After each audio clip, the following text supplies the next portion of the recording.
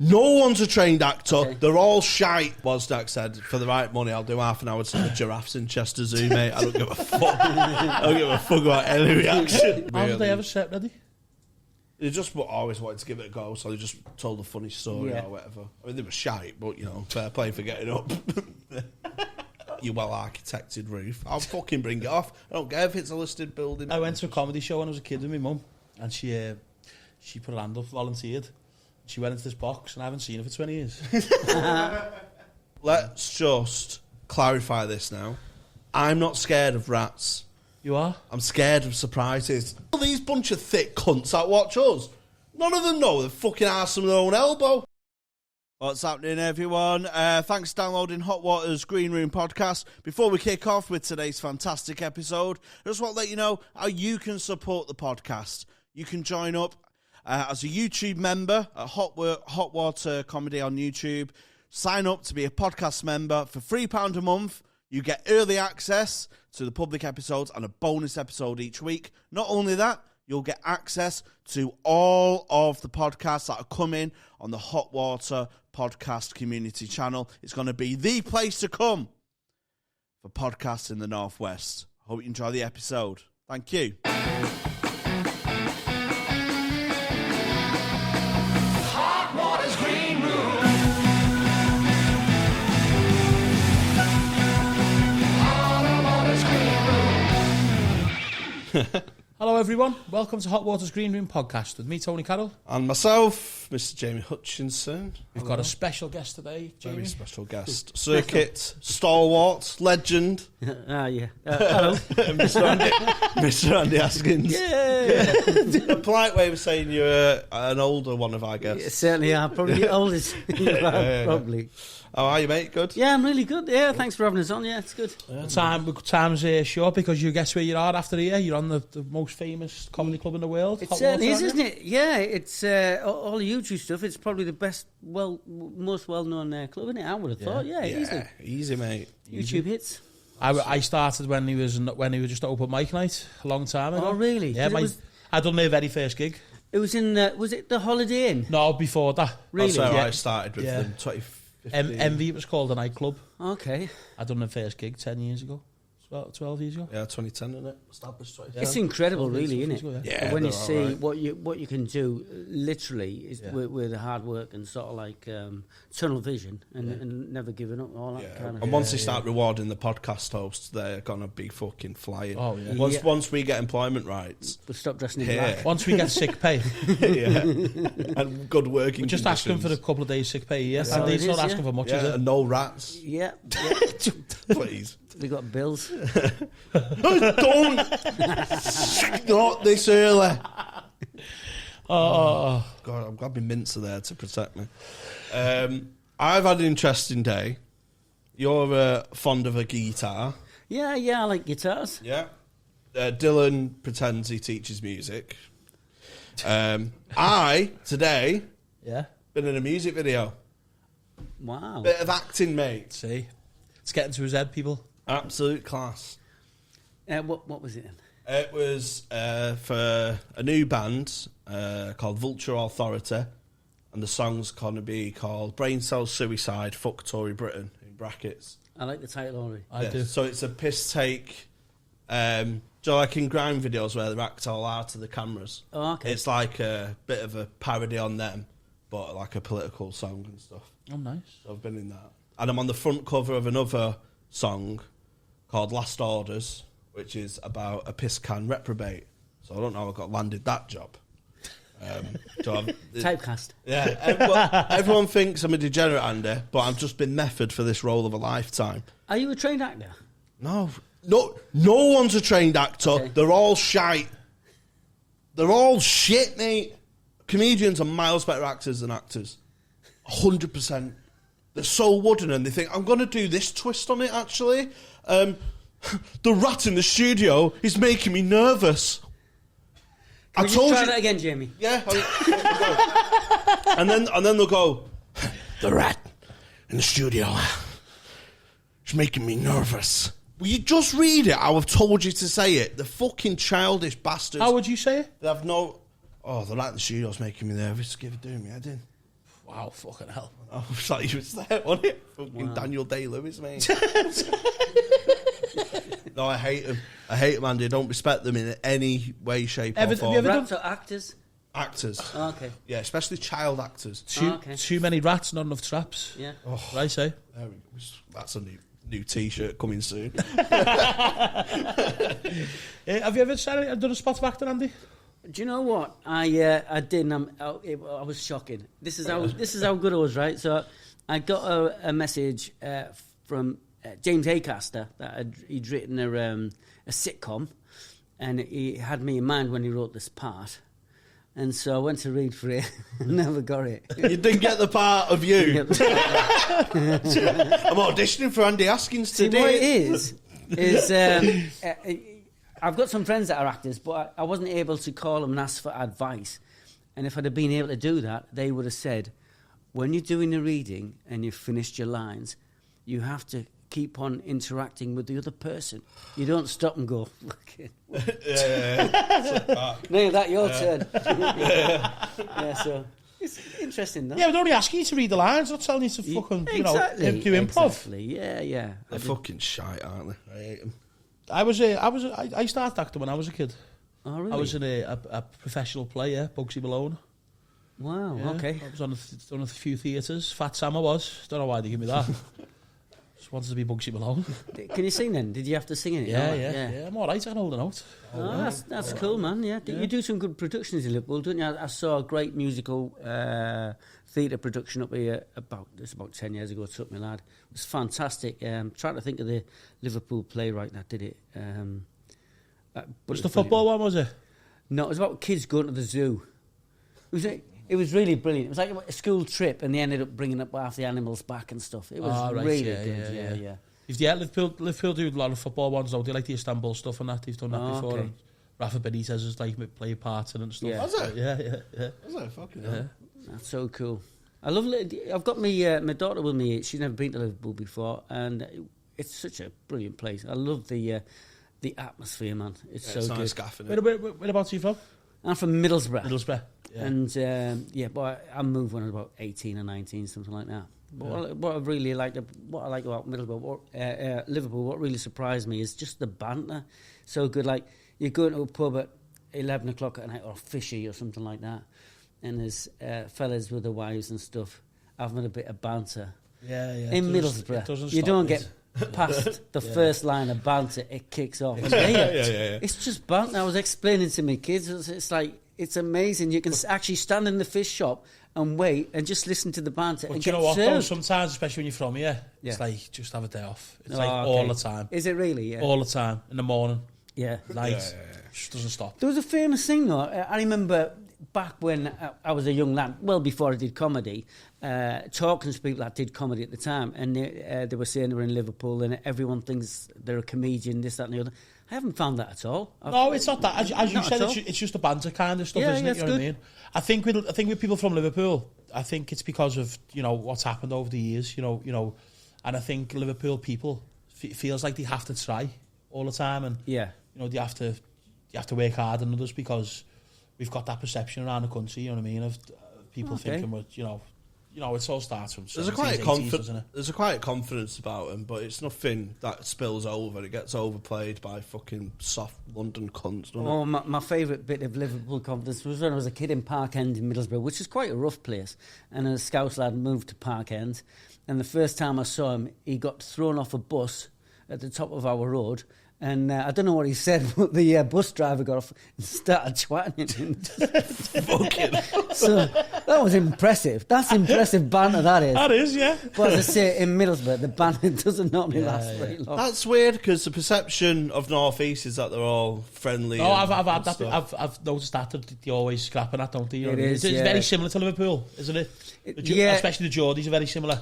It is. Liverpool, but as you say, they love a scrap, don't they? It's really friendly, but it's really punchy as well. Yeah, you just. I think it's because the alcohol, though, isn't it? The big drinkers, and they're all day, aren't they? All day, every day, aren't they? One of my best friends used to get punched every New Year's Eve. He was famous for it. Anyone else gets a kiss at midnight, he gets a crack. Famous for it, right? So we never used to go out on New Year's Eve together. And then he got punched about 3 years in a row. And then we were out in a nightclub in Middlesbrough on New Year's Eve. And it was really funny. It was, cut long story short, it ended up with a chain of guys. So one had in it, somebody in a headlock punching him. And then somebody got him in a headlock and started punching him. So it was like a paper chain of headlocks and punches. And it got broken up, and Jimmy Carter was in the middle of it, and he had black eyes. So this next year, we never went out together. And he knocked on my door at about 11:30 at night, and just before they brought the new year in. He said, "You come down the town, Andy?" I said, "Oh no." I said, "I was thinking I'll end up in a freaking fight or something." Yeah. And so he said, but he was in good order and that. So I thought, oh, he might be all right. And then I saw him the next day in all his face. Fucking hell. I thought you said he knocked on at 11:45 and go, "Look, you're going to have to punch me, lad." Yeah. There's no one else. Everyone's being dead nice. He said he was just waiting for a taxi and somebody like blindsided him. Didn't even know what it was. Just woke up with it. But yeah. I have mates like that who just have that one drink too many, they're perfect and then just gone. Yeah. And just start fights. I don't think I've ever been aggressive off the drink. I'm the sort of opposite. I'm dead lovable, dead like, let's have a good time, and you know what I mean? But there's these certain people who just doesn't agree with, isn't it? And they just fucking want fights and that stuff. I really nuts about Middlesbrough, and I just love the atmosphere. We thought about moving up here, actually. We really like the vibe and the people. Where do you live now, London? Or? No, we live just outside of Bath. Oh, fucking hell. Yeah, Trowbridge. Oh, fucking hell. Wow. So it's about 20 minutes away. It's really lovely and stuff, but it's a lot more calmer. sort of like. Have you done lots of stuff in Liverpool, like lots of? Yes, I suppose over the years. So it's obviously here and Slaughterhouse, and when Bren Riley and Val used to have a gig here, I used to. Was that Rawhide, was it? It was, yeah. I don't think it was called Rawhide. I think it was after that. Was it? I started quite late actually in comedy, so a lot later than people thought, but. Yeah, so when did you start, age-wise? Oh, yeah, so I was about 40, 38, something like that. Yeah. I was quite old. 38, I think I was, yeah. I was going to say, what was it like on VHS as well? Hey, mate, yeah, it was. You still can. You couldn't Google gigs in them days.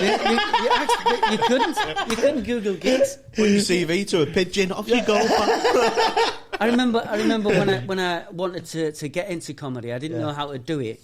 And all I knew really was a place called Jongleurs. That's all I knew. And I wrote them a letter. I actually wrote them a letter and saying, "Can I have a go?" Like, and they just said no. Do you know what? I was 23 when. When I started off around 12 years ago, I'd done a charity comedy course kind of thing. Yeah. So I was working on the council at the time, and my manager signed me up for it just because it must have been funny office, etc. And when I went down there and done it. It was like a competition style, and it was my first gig. It was in front of like 400 people, so it wasn't like normal people's gigs. You know what I mean? And I was first on out of 12, so it was nerve wracking. You know what I mean? And I had a really good gig. Finished second out of the 12, whatever. The woman who won was the charity owner. We boycott that charity now. Yeah. I hope them dogs don't get new homes. Oh no! Oh, Rats. Jamie, thanks though. So. After that, I was thinking, I'd love to have another little go with this. And honestly, as you said, you don't really know. There's not really out there, is there? Obviously now there's more stuff now online and stuff. But back then, it was like 12 years ago. But I was on a bus and I seen my mate Lewis, who used to live by me, Lewis Calvert. He used to be a comedian. Oh, yeah, I know. Oh, yeah, Lewis, yeah. And Lewis was doing that gig at Hot Water. And then and Adam was doing it, Adam Rowe. And then he ended up inviting me down, ended up going down and doing it, and then got him with these, and that's how you know what I mean? But it's just like that, as you say, you don't really know, do you know how to get into it? Yeah, how did you get into it? I went to watch Comedy Balloon. Ah, right. So I was just Googling open mics in Manchester, and Just Music came up. Yeah. I was like, I'm not doing that, I'm not cheap. I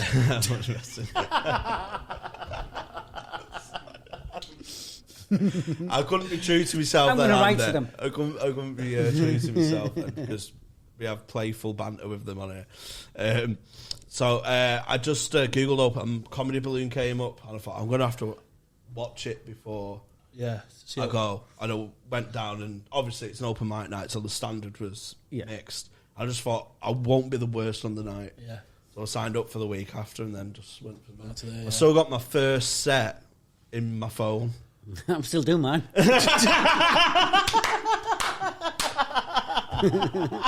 burnt into the retinas.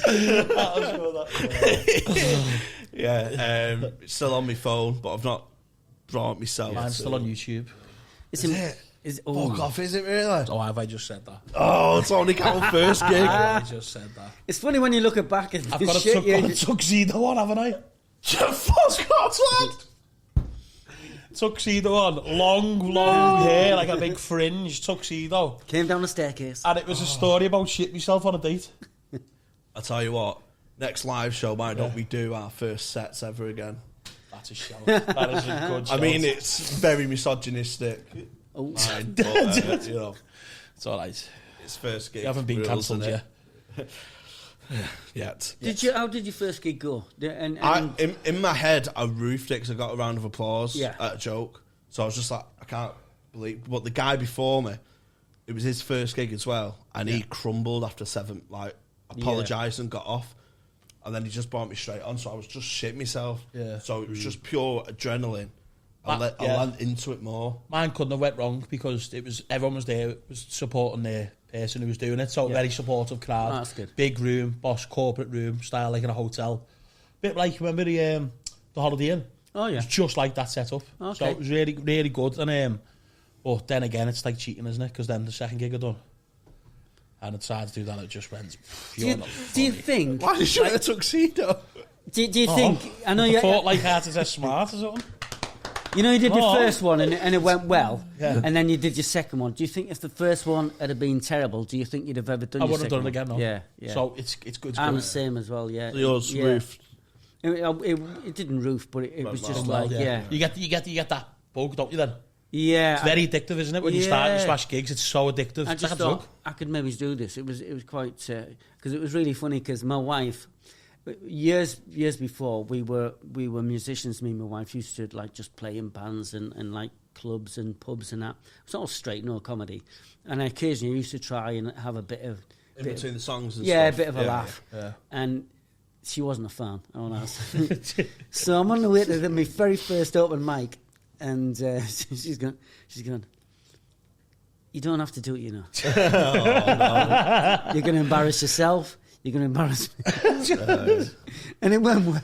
It went well. Yeah, so it was... I loved... What was the gig? It was on the Isle of Wight, and it was a little arts centre. Oh. And it was... who was on there? I did 3 on there. Mitch Ben was on there. Oh, yeah. Dominic Frisbee. There's a fella called Valentine Fly Guy. Yeah. I think it might have been those 3. I was on with Dan Evans. I did. So was it a pro format then? It was an off the curb gig. They still run it actually, I believe. Yeah. You got straight in the 3 acts. curb. Oh no! It was literally I rung up the arts centre and said I'm from the Isle of Wight. That BBC thing was on. You know what everybody does, the BBC new comedy things, and it said if you write 5 minutes. So I said I want to try this thing. Need to try out 5 minutes. Can I come down and in between the acts and do 5? And he went, yeah, that's all right. And I didn't meet. It's a long time, 5 minutes, isn't it?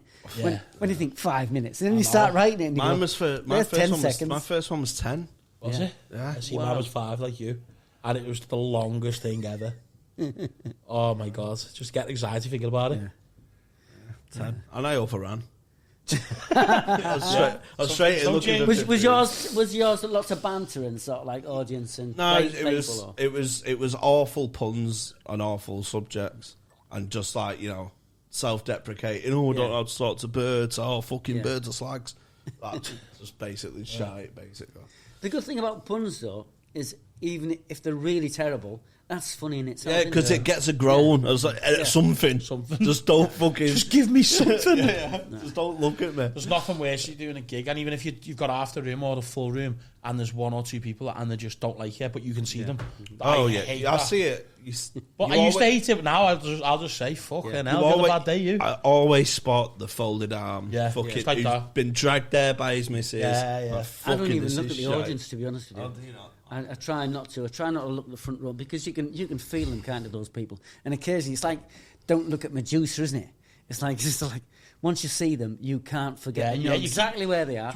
But then sometimes though, if you've got like gold in your set, and then they like that, and then you do your gold, and then you look, and then you've got them laughing. You're like, fucking good, me, you know. I move about a bit and aim different bits. I think that's a good thing, that isn't it? Working the crowd, the whole room, and then I work out right. The left hand side are bigger, so at my best bit. Halfway through my set, I'll just go, right, I'll aim it there, because that's going to get the big reaction. And you can play them against each other, can't you? Stagecraft. I was actually thinking about, funny enough, getting a headset mic, because I'm limited to where the mic stand is. I can't really walk around. And mind you, Phil Nichols does, doesn't he? Yeah, He walks around shouting and screaming. He's fucking... He doesn't need a mic, does he? But absolutely fucking roof out. The best set I've ever seen is Phil Nichols, mate. Reaction-wise. Every night he takes the roof off, though, doesn't he? Mate, I don't know he's got that energy, though. Yeah. Like, do you know what I mean? Phil's energy, this is before your time probably, but the original series of Star Trek, you start to take these rods out of the nuclear power thing, and and it's like that when you see Phil. You can feel the energy, can't you? Yeah. You must have off days, though. I've You must feel like shit. No, because I'm quite energetic and you use a lot, don't you? But then it's fucking like when he's doubling. I don't know, he's fucking out doing that, mate. I'm fucking starting exhausted from after a scratch gig. as well. Yeah, you can imagine being Phil and like leaving a room on fire and having a high, the next and then driving fucking 3 hours back home. Yeah, and they don't know who you are. Yeah, and then building up again. Imagine that drive back home 3 hours. You know what I mean? Or going to a second gig where you've just roofed, and then you've got to go back to build up again. Yeah, there's a gig in London like that, Banana Cabaret, and they occasionally would have a room downstairs and upstairs, and invariably the room upstairs was a lot lower key than the one downstairs, and you'd finish downstairs, you'd go upstairs, and you'd think, really looking forward to this. You'd walk out, and you could see the vapor, and it was like, you know, there was ghosts in there almost, and just starting like, what has happened? No. What's happened in the last 10 minutes? You know? Well, I did here last Thursday, I think, and the first show was one of the best gigs of the year. Yeah. Like, just say your name, the fucking roof. Just eat. It's like playing FIFA on easy mode. Do you know what I mean? You're just fucking scoring goal after goal, and it was class. Couldn't get through my set, sort of thing. And then the late show, compared to the rest of the year, would be a brilliant gig. But compared to that gig earlier on, I'm like, they're a bit boring. They're a bit boring. That's the problem. Doing them two shows. Yeah. But I'd like it the other way around, ending on a high. Yeah, I like that when you double up on here, when you get the two shows, the early and the late, because when I've just started coming back to do stand up, I have a lot of time off, and then come back and then not, and then obviously been doing a podcast. This has given me a bit of an extra kick up the arse to get back into it. So just started writing new stuff and gigging again. So I was on here 2 weeks ago, and the early show, because I hadn't been on stage for a while, I had that stage. That's like, you know, the good nervous energy. Like, but I was taking too long to build up jokes and then losing the crowd and stuff. Yeah. And then the second show was like, I need to fucking right my wrongs. And then the second one smashed it, you know what I mean? So it's good to have that. It's weird how every beat matters. How you can leave a pause wrong. You can do a pause wrong. That's what I mean. Every syllable emphasizes. Especially the stuff that we do. I think it's because we have big climaxes, don't we? And then a big massive callback or a punt. So we're artists. Yeah, you know, we're artists. I've never seen your set before. I'm looking forward to pop in and see you definitely. Looking forward to fucking roof artist. Yeah. Got a guitar, haven't I? Cheat stick. In the immortal words of Mick Ferry. Every time I see him, got your cheat stick. Cheat stick, mate. Colin at the Frog as well. Did you always do Andy? Always do musical stuff? Because obviously you had music background. At first, I didn't, to be honest with you. And it was, I was working with Mitch Benn. It was the second time I worked with him, and we were in the green room. And I just mentioned that I play guitar, and he said, "Oh, I played a bit." So I played a bit, and he went, "Why aren't you doing something in your set?" And I said, to be honest with you, I've always thought it'd be too difficult to write musical comedy. You probably wanted to have that stage stand-up because you enjoyed it. So after doing music for years, you wanted to... Why spoil it with a guitar? In the words of Julie. But, so I just give it a go, and it works well. And I tell you what, it really helped me, because I was never very animated on stage. Even when we played music, I would stand at the back. Stiff. I love playing, loved singing, but our lass was really good at working the audience. Getting the crowd in. Yeah, and I just wanted to hide in the corner. So when I started using the guitar, I didn't have to have this big personality on stage. I could just literally stand there, and I'm much more comfortable being like that rather than racing around the stage. Actually, but now though, I can definitely see an advantage, and I'm not as nervous as I used to be quite nervous about it all, but I'm not anymore. Yeah. Was there a pivotal moment where you thought, I'm preferring comedy to playing in a band? Was there a crossroads? Yeah, the first time I got some money in my hands. Yeah. You didn't have to split it across whatever. Do you know, I'd never thought about being a comedian. Never interested me at all, really. And even though I'd done some for little shits and giggles, and then when I actually needed to make some money and tried it, I thought, actually, this is great. The thing about standing... I mean, Liverpool's a great place for musicians. Yeah. And you go to a pub here. I've seen so many artists, like, I will call them artists, like really good musos, and people are just ignoring them, really. And just background noise for a lot of people. Exactly it. They don't give them any... Where's comedy? Well, we're Liverpool, Liverpool now. Yeah. Because I work in the pub game as well, club game. Some of the busiest pubs in Liverpool now, I've got live acts on every day. Yeah. And Liverpool's really appreciative of people getting up and yeah. You know what I mean? It's great, but the comedy you can't really ignore. Well, you can ignore it, I found. Yes, I've been that man. Completely ignored. I've been background noise. Not a waste time gigs, is it? When you do that gig and you walk into a pub and it's just a corner with a little PA. There's people having food and that, you're like, oh my God. Yeah, Joe, you can't even blame them because we're just interrupting their night out. It's non-ticketed. Just stand in the corner and fucking tell jokes. It's hard to believe, though, isn't it? When I did quite a big gig, and it was for a decent sized fee. It was at a football club, and there was hundreds. I mean, it was like loads of well-to-do people and stuff. Yeah. And I literally got up, and I paid a lot of money, and they just completely ignored me. I thought, if you listened, it's quite funny some of this. Yeah. But if you don't want to, it's up to you. I'll still take the paycheck. But it's just a shame that I've come here and you just literally... Yeah, when you do a few of them, it's at first, it's like, you're frustrating, but then in the end, you're doing your job. You're being paid for it. So I used to think it was like selling your soul to the devil, but it's not. You're getting paid for it. So if it's their fault if they booked you for that and they're paying it. You go on, you do your stuff, and you fucking make sure you get them wages. And it's no different to any other gig. When you do one of the, like a business kind of gig like that, and it's set up properly, and they are listening and they are feeling the right way, it's great, and you're getting paid great. Yeah. But it's just how well the gig set up. It's like hot water. It's great. I wish gigs was just all corporate, baby. Yeah, Wozdak said, for the right money, I'll do half an hour to the giraffes in Chester Zoo, mate. I don't give a fuck. I don't give a fuck about any reaction. Don't care, lad. Well, I'll do 15, maybe. They're not going to fucking grass, are they? So you're here all weekend? Yeah. It's good, isn't it? Like on the Wednesday, Thursday, because I've been here before and stayed over and done the new material night. Because that's the thing as well, isn't it? You try and new stuff out. And, but it doesn't count here because you try it here, think, fucking hell, I've got a new 10 here. Yeah, and then you go to Leeds and you're like, what the fuck are you on about? Yeah. Oh, right, it's just hot water. Yeah. It's hot water mint, it's not circuit. It's that good. It's that good, the club set up. That some stuff works, and then, as you said, you go somewhere else, and it's just like, what? Yeah, you die here, you're struggling, aren't you? Well, it's got a reputation for bringing through acts, though, and everybody can get up and have a go, and I think everybody...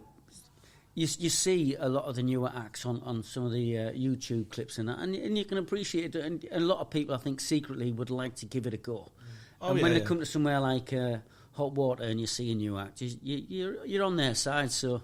Well, there's the Monday nights here, run by Dean Coughlin, who's like a proper mint up-and-coming act. A couple of weeks ago, there was two acts there was two audience members, who went, oh, can I have a go? And just jumped on and did 5. Yeah. It's just a really... How did they have a set ready?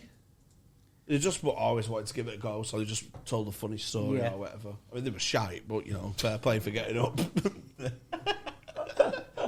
It was, but, Support live comedy. Where I am, there's a good, open mic circuit, but it's similar as well. Really? It is. Seems a bit remote. Bristol. Oh, so right, okay. So Bristol, it's got a very healthy comedy scene, but it is that thing where you go to a new material night, and probably 80% of the audience are comedians that are either getting up that night or have been previous months, and they want you to do well. And just as you say, you get up there and you don't know if it's good or bad. And I tell you what, them Bristol people, they're nuts, mate. Really? Nuts, aren't they? Like, love an ale, like, I mean, nuts. Yeah, nuts. It's got a reputation. My mate plays for Bristol City. Oh, wow. And every time he plays North West teams, so like Blackpool, Preston, I go and see them. So I'm in with DWA fans, mate, nuts. Yeah. Really? Yeah. I think fighting each other and that in the own stand and that, it's just mad, yeah. I think Bristol Town Centre is like that, but most of the open mic stuff, it's in little, like, boutique-y kind of pubs. It's a lovely city, isn't it? Yes. It's gorgeous, mate. It's really lovely, yeah. Lovely, yeah. It's, in fact, we were talking about it today, me and my daughter, and she thinks this is very similar to Bristol, sort of like the amount of culture and the buildings and all that, yeah. I think you're probably right, yeah. Never gig down there, mate. So out Bristol promoters, get on me. Do you want your roof's coming off or what? Your well-architected roof. I'll fucking bring it off. I don't care if it's a listed building, mate. There's a lot of lead there, mate. Honestly, there's a lot of lead. I'll stick to me flat pub roofs then. Me and Jamie will scrap that. Straight down the scrappies. Yeah. Oh, mate. Never gigged. You gigged in Bristol? No, just obviously my mate plays footy down there, so... That's what's good about here when you say just acts come. Yeah. In Manchester there's a gig every night now. Yeah. Where it gets regular audience members. So obviously Beat the Fog on a Monday. Yeah. Tuesday Jokes at the Oaks. So that's like a room above a pub, but it has genuine audience members. Railway Inn. And Wednesday, Stage and Radio. And obviously here we've got Dean's Night, the Jack and stuff. Yeah. But you get actual audience members in. Because I used to do a gig in town, in Manchester, the Tiger Lounge, and it was just the same, just before, it was a really nice room as well. And it was just the same 12 of us turning up. Yeah. So we used to have to give each other challenges to write 5 minutes on a different subject. Yeah. And just play to 11. Mate, it was not worse. You have to travel a country when you first start to do 5 minutes to get progression and stuff. And you spend the money you haven't got. Oh, no. Now in North West Circuit, now it's thriving that much. You could probably do a gig every night in a week, and just in a space of 50 miles, and that's how you learn your craft, as we all know, innit? You've got to gig constantly every day. You know what I mean? And I think it's absolutely bouncing, mate. Yeah, it is. Really well. I think if you want to be a comic, definitely you need to be the Northwest. Or at least within reach, and then you can do like you said. You can. Then again, London's because it's so big. It's got a circuit in it. A lot of shit though. Yeah, you still have people where you've got to pay 2 drinks to play and fucking. Are you doing pay to play gigs? Yeah, you got to bring your mate, 2 drink minimum. Yeah, you got to stay to the end. All these fucking stipulations. Bit of a strange one, and there was I remember when I first couldn't buy an open spot anywhere. Like you said, I was living on the Isle of Wight, and I used to have to cancel my gig or not do a gig, and then get the ferry, travel an hour and a half to London, where I do a gig for nothing. And then I did one I didn't know anything about. I was so naive for a fella called Inky Jones, and it was like, oh, he sounds reputable. Oh man, yeah. Google him. Yeah, you don't have to write letters anymore. But I did this gig for him, and there was only comedians in the audience, and they had to bring 2 people. I didn't know what a bringer was, so they had to bring 2 people, and the people you brought had to buy tickets, and they just took all the money. It's just mad. Yeah, that's just mad. That he got done for a massive tax bill. Very funny. Oh yeah, I've heard that name before. Someone told us a story about him. Mickey Jones. Yeah. Really? Who was it on the pod? Was? Nah. It was. Yeah, he's quite famous. He opens up a gig. It was not far from the Comedy Store. Remember? And he used to do about 7 shows a night, fill it with tourists, and it was like selling it off. I know Kane talks about some dodgy K Brown. No, he talks about some dodgy people. Do you remember he didn't do something at the gig? Well, I black a lot of this out. That's going to do me head, isn't it? Dylan wasn't even here then. I mean, I just heard about it, and I know the guy got really done in the end for done something at the gig, but that the comedian who was on here he got the blame for it. Remember? Am I chatting shit here or what? Guys, comment below if I'm. Definitely. Shit. No, it'll be me, mate. Cause it's going to do my head, isn't it? It was. Put the barriers up after this. But yeah, he he was a bit of a bad lad. He'll probably be somewhere Cowboy else. money. Yeah, having a bit of a scam. Yeah. It's making money, but then it was very... He had a hard time. Using us. So artists. he was getting lads that wanted to be comedians, using them for nothing, and then raking in, and then just selling it as a top-class show, making a couple of grand a night or whatever.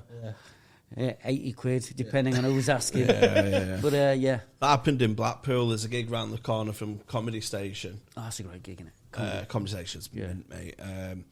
Apart from that woman who said I was particularly bad, but you know. Oh, the owner. He probably did, yeah. No, she got kicked out while I was on because she kept joining in and stuff, and she was just pissed, going, the show was shit anyway. And he was particularly bad as I was walking out, and always the best. Jamie H Comedy on Twitter and Instagram. The lovely thing about Ryan and the Comedy Station, though, is they treat those people with such contempt. Oh, mate, it's great, isn't it? It's like here. Yeah. The staff here, it's just go. Yeah. Taxi driver on the way here, wasn't it? Yeah. Absolute classic. Taxi driver. Oh, the fucking comedy club. I went there with my missus. We got kicked out for laughing. He went laughing and then went talking, didn't he? Yeah. So you were talking.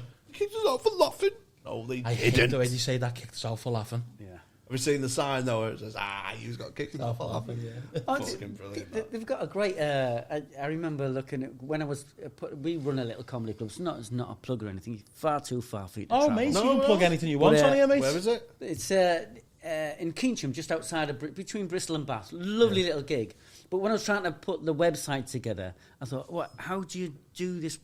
So I was looking at the guy's website, and I didn't nick anything or copy anything, but I loved the terms and conditions, how it's set out, how they expect the audience to behave, and the contract they have between. Yeah, it's very funny. It's on flyers and is stuff. But on the website, it's really. You get your mind on the way in as well. Yeah. The security staff here are brilliant, fantastic. So they give anyone a chance, and they're really lovely fellas. But they'll say, listen, if you take the piss, you're gone. Yeah. It's better for everybody, isn't it? It's better for the comics, better for the rest of the audience. It's better for them. They're not going to get kicked out if they know. Yeah, the tech does it at the start of the show, have your phones off and all that. And it sounds inconsequential, but when it doesn't happen, it just encourages it.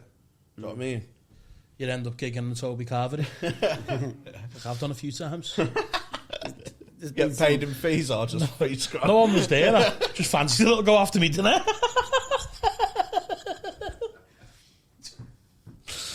I'll get a free scran. It is interesting when something goes wrong, like in a comedy gig. This isn't completely comedy gig related, but there was a guy on the Isle of Wight called not Chris Cross. He was a comedy magician. Chris Cole. He was a comedy magician. And What's a comedy magician? He was great. He was hilarious. He was completely original. And this is before like the Comedy Store and all that started. But he was telling me a story. He was doing pantomime, and he had to be this like villain character, and he would get into character by entering the theatre into the foyer, and he'd have a cape and he'd put up to his face like that, and he'd go up to the sweet counter and he'd grab some sweets and he'd go like that, and he'd grab some and go, then he'd run down the centre to go on stage and stuff. It was all part of the thing. And then they had a change of security. He said, I'm running down the centre aisle with all these sweets, and I just feel the back of my collar being pulled, and he spins me round, he headbutts me, and starts dragging me out the theatre. Yeah, amazing. Mars bars everywhere. Yeah. See, there is good security around. Yeah. 2 dead doves. Oh, God. Chris Cole. I heard a great story about a magician doing the first gig. I think he's coming on the pod, Jamie Sutherland, so I'll get him to retail it and for what happened, because I'm just going off what he told me years ago. So it's like a mix. Now, Jamie does fucking everything, doesn't he? Yeah. He's a chameleon, can do anything. So it's this mixed, like a charity night. So it's got, a couple of poets on, singer. He had this teenage magician on. This teenage magician's dead cocky backstage. And normally the fucking geeks, aren't they? Yeah. They're fucking, nervous and stuff. But he's trying to show a bit of bravado backstage and stuff.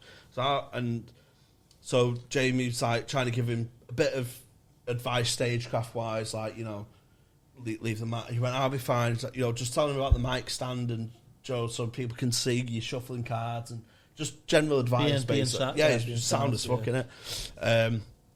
Anyway, he's been dead cocky, this lad, and he's shuffling. He does this card trick. He's like, I need a member of the audience. This lad with autism at the back, like, fucking hand right up.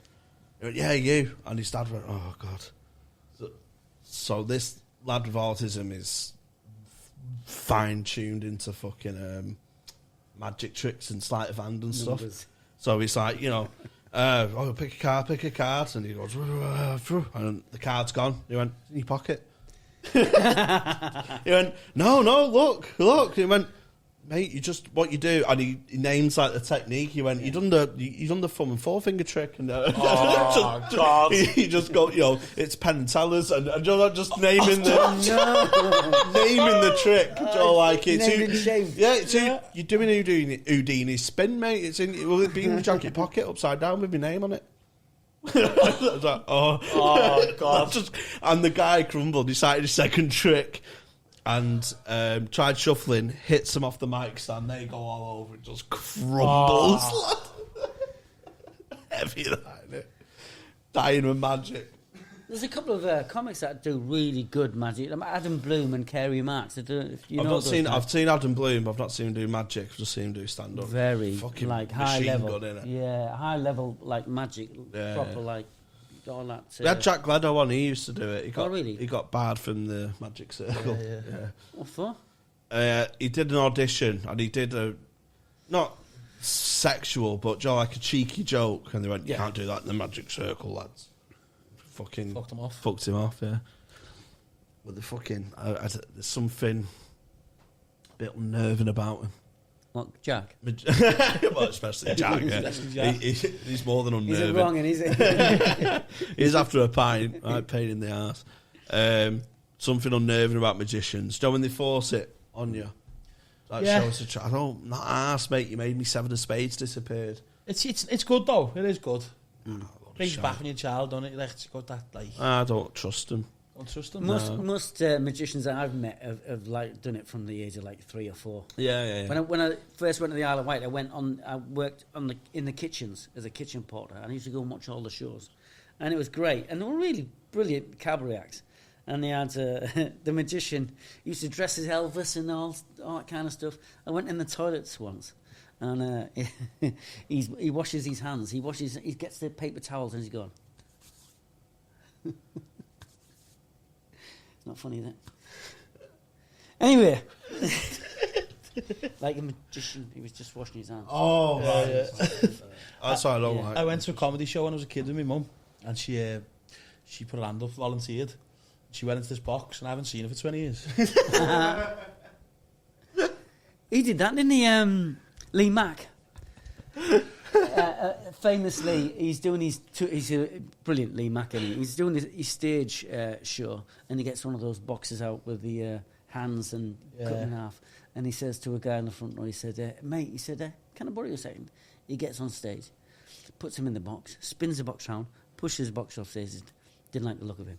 Never saw him again either. Yeah, how brilliant is that? He's class, Lee. Yeah, he's well said, He did a bit once. Went, yeah, you couldn't write it, could you? You could. I did. Yeah, it's bossing. The magic thing. I like things like Darren Brown, Joe, like mind reading stuff. Yeah, and the that sort of. Would you call it magic? Illusions? Close up magic and all that. I don't like card tricks and that. Oh, okay. Yeah. It's like David Blaine. Like, he's not a magician, is he? He's just a fucking. I know. He's a tit, isn't he? Yeah. See when he's on Just intense, just sat in a box for 40 days. Yeah. Not magic. I know. I did that in my mum's box room in July. Oh. Didn't fucking leave there. That was mad, Dad. Remember that when I was younger? And he's fucking on the telly every day. It was a 24-hour channel just watching David Blaine in the box. In the box. I know, it's stupid. Fucking crazy, isn't it? And nobody went for it over either, though, did they? Oh. And nobody went for it at all. Do you remember when he was on... what a knobhead. not this morning, GMTV, And Eamon Holmes and David Blaine's like that with his eye on his hand. Oh, God, and that was embarrassing, wasn't it? Well, that's just stupid, isn't it? It's just like, okay, it's just an eye on a palm. Boss Eamon Holmes, isn't he? Yeah. He's a good egg. Yeah, all that stuff. I mean, when you first see it, it's just like Uri Geller and all that bending the spoons. Then you just think, Oh, I've seen him. Oh, mate, there's an oil field. I know. It's too many quid, please. I genuinely thought you was pointing at a rat then. There's a rat. That's cool. See, like, he fucking, what did he do? He threatened, like, Rishi Sunak or something. Who did? Oh, who did he threaten? He threatened, Donald Trump, someone like that. He just went, if you don't do this, Donald, you're going to have my wrath. What are you going to do, you soft cunt, bend his spoons? Yeah. Fuck off. Fucking mad, I mean, find that fucking, when he thought he made Gaza miss a penalty. Gary McAllister missed a penalty. Really? Yeah, do you know when England played Scotland? Yeah. In that Euro 96. Scotland have a penalty, don't they? And Yuri Geller was in a helicopter above the stadium. And the ball moves a millimetre. And it fucks up Gary McAllister's kick. Yuri Geller said, yeah, it was me, that. Fucking head the ball. Me, that. Yuri. Yeah. Did well out of it, though, didn't he? Had a huge house in Henley-on-Thames and a massive yacht, like, parked on there. Did he, yeah, like Supernatural or something like that. You still minted him, yeah? Yeah. Mate's a jackal, wasn't he? He does all that stuff though now, doesn't he? For the big corporations like minerals and stuff, he'll look at maps and go, oh yeah, there's some nice bit of tin there. They pay millions, yeah. Is that what he does, yeah? Yeah, I think so, yeah. What was that ITV detective It's more drama? impressive than that though. Bit of tin. What was that detective? Found oil here. I can't believe that. Believe him as well. Yeah. There was a detective drama where, say, like, some woman's been volleyed.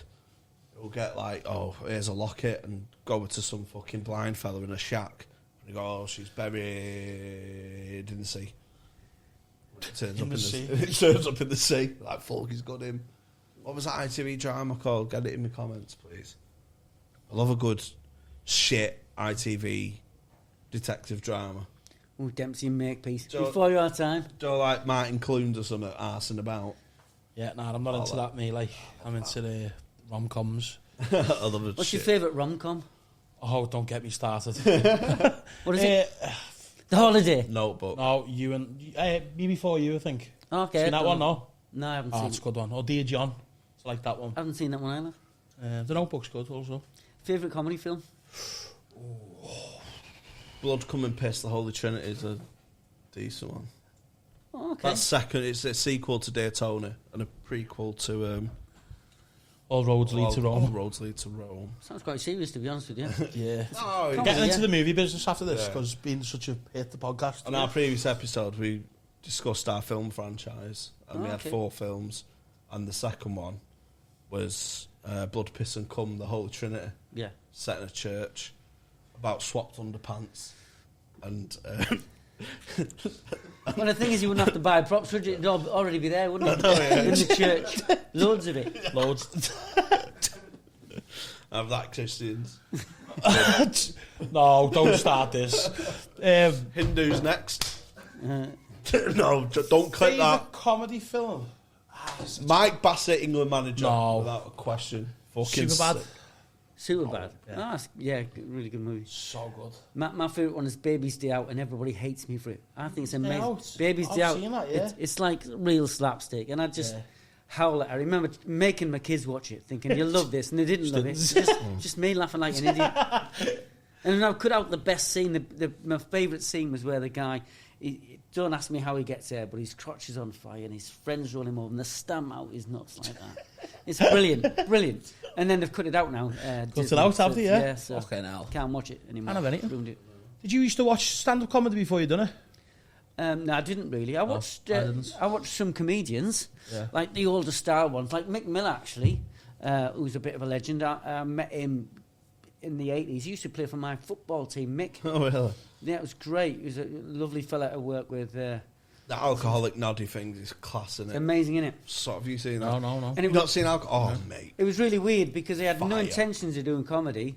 And then one day I turn up at a gig he's doing. in London, like a BAFTA gig, and I'm on the bill with him. Oh, no way. It was weird. He was going, Andy, all right, Mick. No way. I'm coming So in now. you just knew each other and you didn't know. Yeah, each I other hadn't did seen him for stand-up? years. Yeah. That's mental, Lost isn't down it? there. Yeah, it was really That's good. class. He's a brilliant fellow. I'd What a hate comedian. to see if one of my mates did it. Do you know what I mean? Yeah. Just bumped into him. Oh, I'm going to give it a go. And you're like, oh, God. Yeah. I've got to give you advice. And you're under my wing and that. Now I've got to give you my email list. Told you, you're not having Rob Riley's email. I say this every week. We've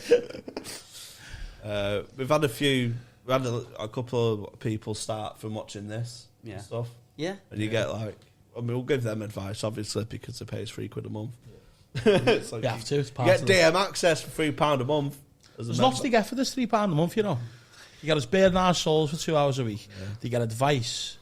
Yeah. You get, you know, 400 quid off your electric bill. Did you hear that? I did, yeah. It's driving a car. Beeped outside. Wouldn't have picked up on the mic. Oh, hate this. All right, though, rats. It's just when you've got loads of them. I'm- They hate it if you I'm not scared. rattle them and bang Right. walls and stuff. They're in the walls. Yeah, Let's just clarify this now. I'm not scared of rats. You are? I'm scared of surprises. What's up?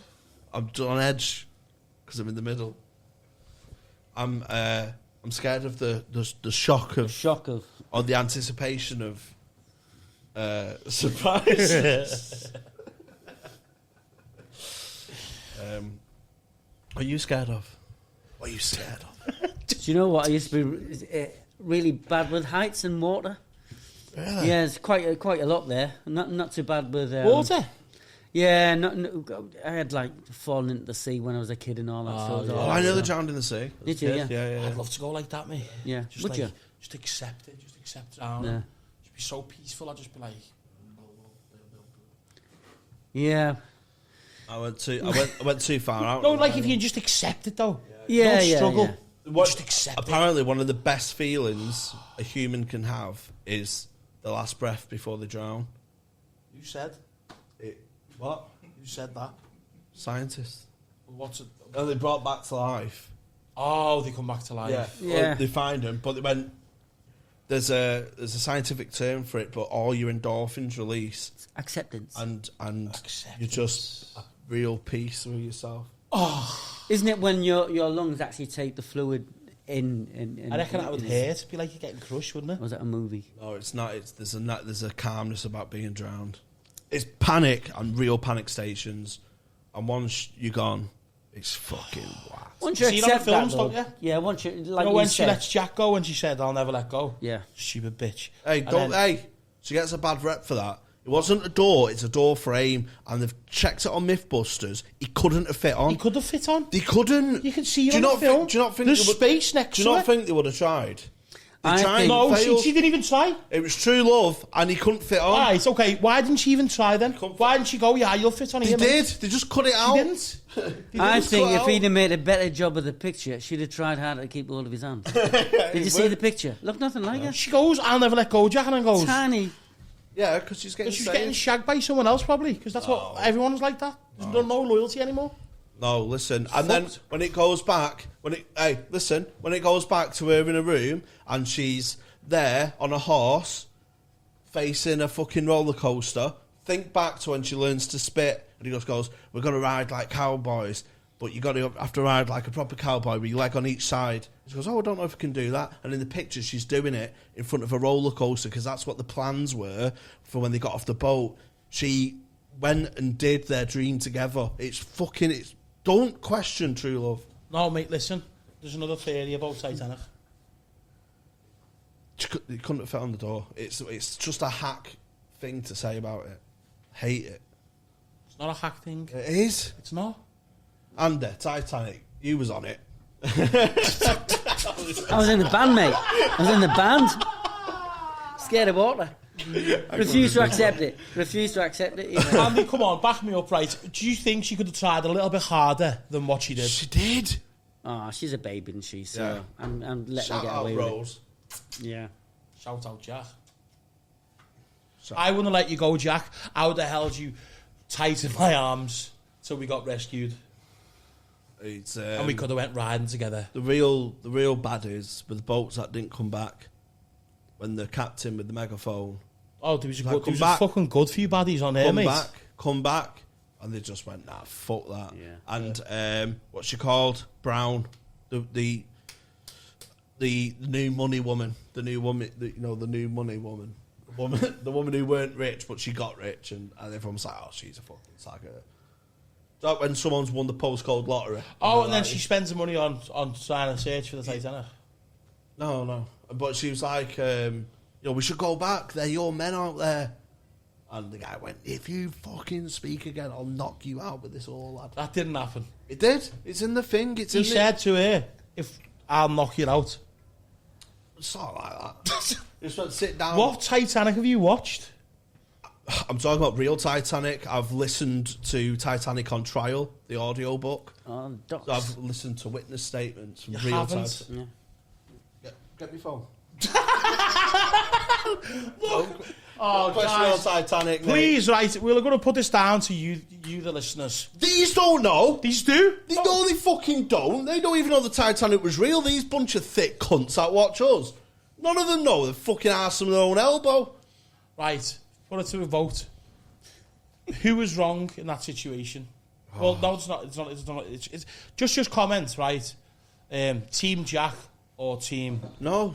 What's her name? We're not Rose. But we're not putting them Team against Jack each or other. Team Rose? We're not putting them against each other. We are. There was a unit. He was like, you could see the panic on his face. Like, what the fuck are you doing? No, Come back here. I was there arsing about. Sorry, Andy. No, it's all right. Yeah, it's pretty cool. Passionate about it, you know what I mean? Yeah. Well, you should be. I'm passionate about true love. I'm passionate about honesty. And I'm also passionate about loyalty. Because there's none left anymore, mate. No. Everyone's just out for themselves. Yep. Like Rose, like my ex-girlfriend. Oh, mate. I could have fit on that door. I couldn't have fit on that door. You've done the right thing. So, given what you know now, your ex, would you keep hold of her hand, or would you let her go? Would you give her a second chance? No, fuck that. Just let her slip into the deep. Into the head. Oh, mate. The minute you stop rowing, you're overboard. Oh, mate, I'd fucking drown her myself. Yeah. Oh, mate. True love. I do miss you, though. Yeah, just to give you that sense of feeling. I want to give you calm. Stop squirting. Oh, God. Shh. Don't panic, it'll be all right. The endorphins will be out soon. I can just see her sinking slowly to the bottom of the Atlantic, and as she's sinking, she's chatting to somebody else. Mate, you know very well. Oh, God. You know what? Oh, mate. Good job she doesn't listen. Oh, she probably does. God, I bet. Don't. So, are you in love? Of course I'm in love. Good. I'm used to this trap. Still with the missus then, yeah? Yeah. How long's that been now?